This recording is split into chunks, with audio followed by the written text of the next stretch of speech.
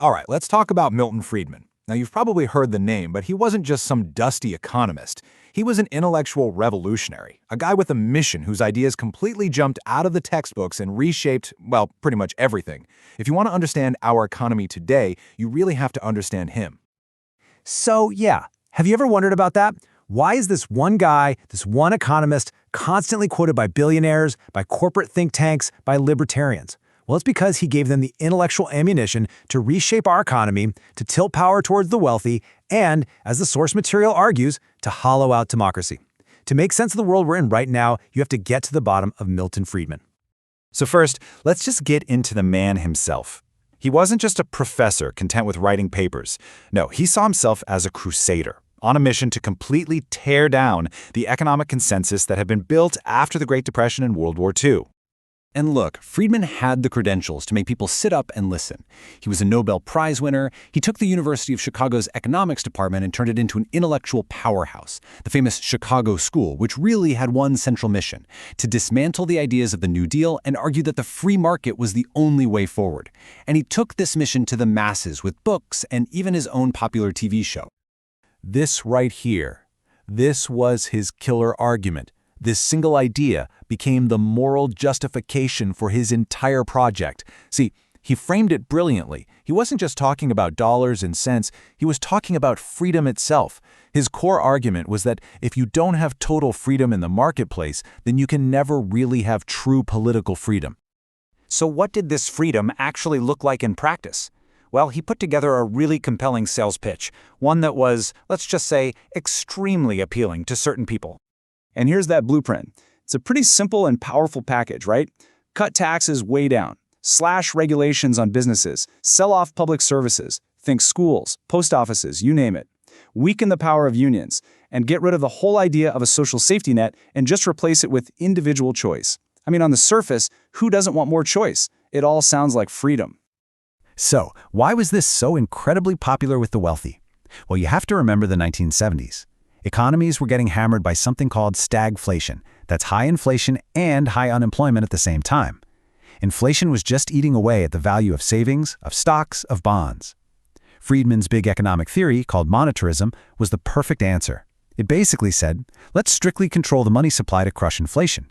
And by doing that, he was protecting the value of their assets. He gave them a very sophisticated academic reason to support policies that directly benefited their bank accounts. Okay, but this is where the story takes a sharp turn, because there's this massive gap between the sales pitch and what actually happened. The promise was economic freedom creates political freedom. But in reality, these policies were often rolled out for the first time under brutal dictatorships. The promise was deregulation will make everything more efficient. The reality? Financial chaos, like the 2008 crisis. The promise was less government means more choice for you. The result? A staggering rise in inequality. And this brings us to how these ideas were actually put into action around the world. It wasn't through slow, careful, democratic debate. It was through a ruthless strategy that became known as the shock therapy playbook. Yeah, Friedman himself is actually credited with coining a version of this phrase, shock treatment. And the idea is pretty simple and pretty brutal. You don't introduce these painful, unpopular policies one by one, giving people time to object. No.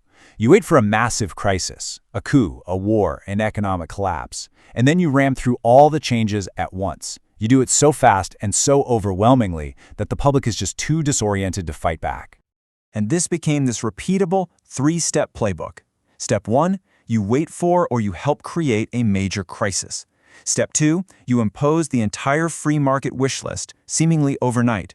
And step 3, the predictable result, immense social pain and a huge spike in inequality. The crisis is literally the window of opportunity. And this playbook went global. It started in Chile after the 1973 military coup. Friedman's own students, the Chicago Boys, rolled out his entire plan under the protection of the dictator Pinochet. It was used in the US and the UK under Reagan and Thatcher, in Bolivia to fight hyperinflation, and maybe most famously in Russia after the Soviet Union collapsed, where it led to economic disaster and created the oligarch class. So here is the fundamental trade-off. His philosophy offered you more freedom at the checkout line, More brands of cereal to choose from, more consumer options. But the sources show that this often came at the direct expense of freedom at the ballot box, because these policies were so unpopular, they often had to be forced on people, completely bypassing any democratic process. Now, you have to be asking yourself, how on earth did these ideas spread so far, so fast? This was not an accident. It didn't just happen organically. It happened because of a meticulously planned, incredibly well-funded machine that was built for one purpose: to change the world. A whole idea pipeline was built. It started in these elite private groups like the Mont Pelerin Society, where the theories were hammered out. Then think tanks like the Cato Institute and the Hoover Institution would take those dense academic theories and translate them into simple, easy-to-use policy papers for politicians. And finally, groups like the Atlas Network would act as a global engine, exporting these policies to countries all over the world. And the scale here is just staggering. The Atlas Network alone supports over 500 of these ideologically aligned organizations in almost 100 different countries, all pushing the same basic message and the same policies, from Washington, D.C. to London to Brasilia. And of course, a machine like this runs on fuel. In this case, money. Massive amounts of it. Philanthropic networks, like the one run by the Koch brothers, have poured hundreds of millions of dollars into building and maintaining this whole system of think tanks, university programs, and advocacy groups. And they were never shy about their goal. This quote from the source material lays it bare. Their explicit goal was to destroy the prevalent statist paradigm. Now, that's just a fancy way of saying their goal was to tear down the entire idea that government has a role to play in solving big problems, in managing the economy, or in protecting its own citizens. The thing is, this isn't just a history lesson. Those ideas, that playbook, and that billionaire-funded machine, they are all still incredibly active today. We are, in so many ways, living in the world that Milton Friedman built. Let's take an example. Remember this? All the way back in his 1962 book, Friedman proposed a pretty radical idea for the time: replacing public funding for schools with a system of school vouchers. Sound familiar?